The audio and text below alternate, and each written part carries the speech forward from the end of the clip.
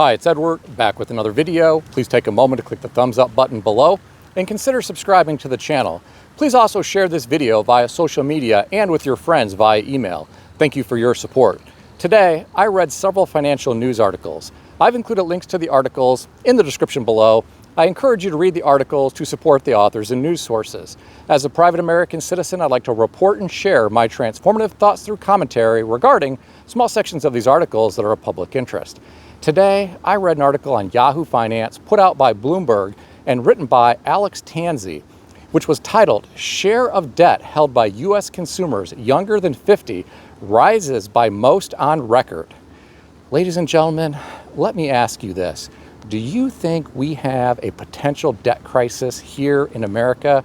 The reason I ask is because according to the author of this article, debt held by those younger than 50 years old as a share of all U.S. consumer borrowing increased by the most on record in the third quarter, according to Federal Reserve figures out Tuesday. Doesn't that sound a little scary to you? The most on record. The author goes on to say consumers under the age of 50 now hold 55% of all U.S. household debt outstanding, compared with almost 48% in the second quarter.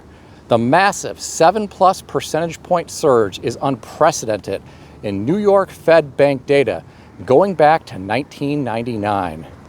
So in 24 years, this is the highest level of debt outstanding for individuals under the age of 50. I just think this is a sign of the times here in America for some individuals. I get it though, many people haven't seen their wages keep pace with inflation, and they're relying on different types of credit in order to survive and maintain their preferred standard of living. While there are some people who are barely scraping by, I am sure there are some who simply prefer a certain lifestyle, and they are willing to go into debt to maintain that lifestyle. Now keep in mind that some debt numbers may climb year after year just because of inflation, but the fact that we just hit a record level of outstanding household debt for people under 50 may warrant some attention. I understand that everything in life costs more, so of course the debt level is going to adjust accordingly. I think part of the rise in outstanding household debt may be due to the fact that real wages are not keeping pace with the rising cost of living, making it more difficult for everyday people to pay off the debt that they take on. The author of this article indicates this has been largely driven by mortgage, credit card, and student loan balances. Since the Federal Reserve has hiked their Fed funds rate 11 times, I am not surprised that outstanding household debt is climbing. The high levels of interest on some of this debt results in the amount owed growing month after month. What I found most interesting in this article was the part where the author says before the pandemic, debt outstanding was roughly equal among younger and older households. Since then, younger consumers added close to $3 trillion in debt, while the older Americans added $1.3 trillion. From my perspective, this is discouraging information. Many of these younger Americans may struggle to achieve some of their goals in life because of the debt burden that they are dealing with. There is plenty of information to substantiate a possible retirement crisis in America that is brewing for older people. If this is a potential problem right now, how bad will this be decades from now, given younger households are struggling with debt? Many of these younger households who are struggling with debt right now may not have the extra money to contribute to a retirement plan. Some of these individuals could reach retirement age with little to no money saved because they spent the majority of their working careers servicing their debt and trying to survive paycheck to paycheck. Of course, this isn't everyone. There are some people who are doing just fine here in America. There are some people who have so much money they don't know how to possibly spend it all. One thing is clear based on what this article says. Many younger households right now are indebted, and it has reached a record level. Where this all goes from here is anyone's guess. No one has a crystal ball for the future. But I worry about this being a problem right now while unemployment is low, while the stock market is still chugging along, and given the fact that housing seems to still be holding up in some areas. What happens if we see unemployment rise or we see significant declines in the stock market or real estate market, which may impact the broader economy? What will happen to these indebted households then? Will their debt simply continue to rise further as they rely on credit to adjust for what is happening in the economy? Or will some reach the tipping point where the debt is no longer manageable? What do you think? Share your thoughts in the comment section below. On the topic of outstanding debt, everyday households aren't the only ones with record levels. I read an article today on Yahoo Finance put out by Business Insider and written by Matthew Fox titled, U.S. government debt is on track to surpass $50 trillion by 2033. That means $5.2 billion is piling up every day. According to the author, who references Michael Harnett, investment strategist from Bank of America, U.S. public debt is more than the combined GDPs of China, Japan, Germany, and India. And the outstanding debt is set to surge by $5.2 billion every single day, or $218 million every hour for the next 10 years. Aren't these figures staggering? It is hard to wrap your head around this debt growing by $218 million every hour. In my opinion, it is unfortunate that spending and debt in this country have gone off the rails. I worry for our young people because who knows how this is all going to impact their future here in America. The author of this article goes on to say, as long as U.S. policymakers continue to borrow more heavily and add to the government's outstanding debt, investors are poised to worry about the lingering risks of inflation, bond defaults, and currency debasement, according to Bank of America. In my opinion, this is why some investors want to own assets that will rise with inflation. I'm talking about real assets and not speculative bets.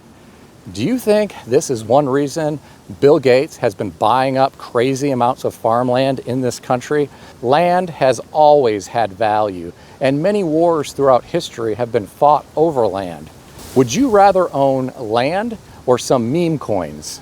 Would you rather own land or some high-flying tech stocks that may be overhyped because of all the enthusiasm surrounding artificial intelligence lately? I'm not giving financial advice here. I'm simply asking questions, and I'm very curious about what your answers are going to be in the comment section below. I found some of the comments beneath this article to be very interesting, so I'll share some of them with you. One commenter writes, "Indeed, the collapse is a given. The remaining question is when. The projection points to sooner." The next commenter writes, "Tax the billionaires for a change and get some real change into the treasury." Well, I'm sure some of you disagree with this one. I've had some people here on the channel in the past say billionaires are great because their companies create jobs and we need those jobs here in our country to keep the economy churning. I'll refrain from sharing my opinion and give you the opportunity to chime in beneath this video in the comment section. The next commenter writes, "No wonder Costco sells out of gold bars so quickly." I found that to be a very interesting comment. Gold has had value for thousands of years. Gold was used as money far before we ever had fiat currency. Ask yourself this, how many people in your neighborhood do you think have any physical silver or gold? And then think about how much fiat currency they all have. I bet very few people in your neighborhood have any physical silver or gold unless it's grandma's old silver tableware or some small gold jewelry. This may really help some of you realize how scarce physical silver and physical gold really are. I'm not suggesting you run out and buy gold or silver. I don't have links to buy metals like some YouTubers do. I'm just saying it is interesting how scarce gold and silver are when compared to the fiat currency in circulation that everyday people rely on to live each day.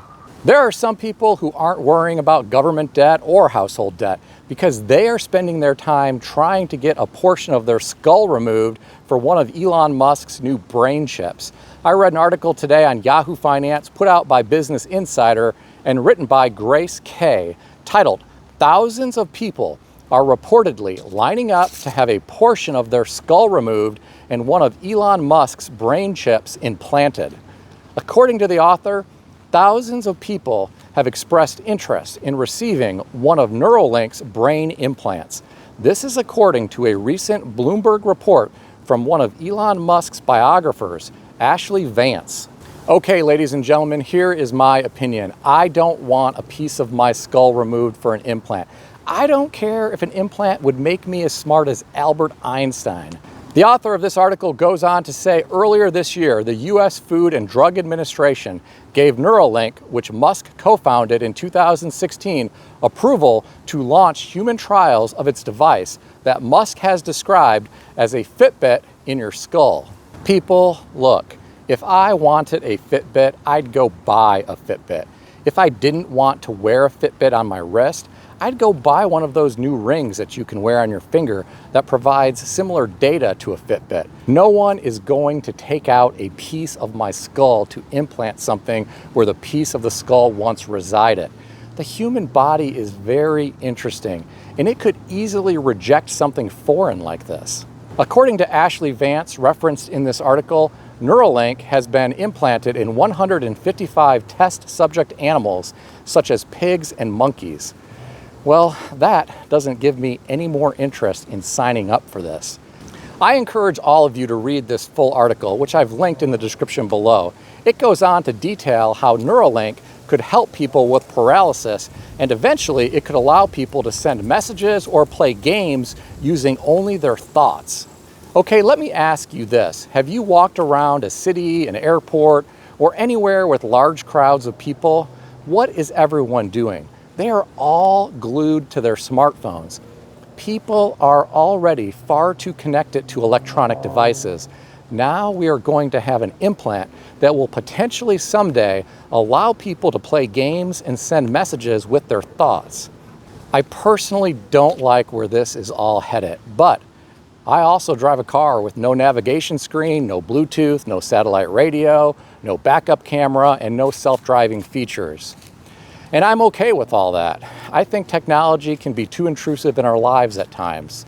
What do you think about all this? Do you want a chunk of your skull removed for a Neuralink implant? Share your thoughts in the comments section below. Please keep in mind, nothing in this video is financial advice or advice of any kind. If you need advice, seek advice from a qualified professional in good standing who puts your interests first and foremost. If you enjoyed this video, consider subscribing to the channel. Please also consider sharing this video via social media or via email with your friends. I want to extend a special thanks to everyone who has subscribed to this channel. I want to also thank all of my channel members. Check out some of the great books that I suggest you consider reading in the description below. I've included Amazon affiliate links to these books. As an Amazon associate, I earn from qualifying purchases. Stay healthy and wealthy. I'll see everyone in the next video.